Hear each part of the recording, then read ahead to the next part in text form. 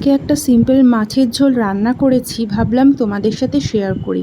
Tilapia মাছ নিয়েছি, সেটাকে নুন হলুদ দিয়ে ভালোভাবে মাখিয়ে আমি ভালোভাবে ভেজে নিয়েছি। তেলের মধ্যে জিরে ফোড়ন দিয়েছি, তারপর আদা দিয়েছি। আদা বাটাটা দিয়ে ভালোভাবে নাড়াচাড়া করে টমেটো কুচি দিয়ে দিয়েছি।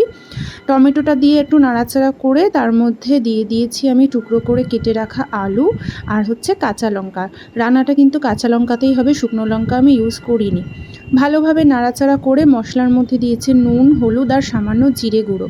তারপর সমস্তটা একসাথে নাড়াচাড়া করে একটু জল দিয়ে দিয়ে কষিয়েছি কম আঁচে, যাতে করে কাঁচা গন্ধটা মশলার চলে যায়। তারপর পরিমাণ মতো জল দিয়ে ভালোভাবে আলুটা সেদ্ধ হওয়ার জন্য রেখেছি। আলু সেদ্ধ হয়ে গেলে তার মধ্যে একে একে মাছগুলোকে দিয়ে দিয়েছি।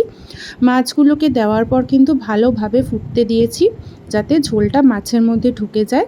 আর নামানোর আগে একটু ধনেপাতা দিলে ভালো হতো, কিন্তু আমার কাছে ধনেপাতা ছিল না।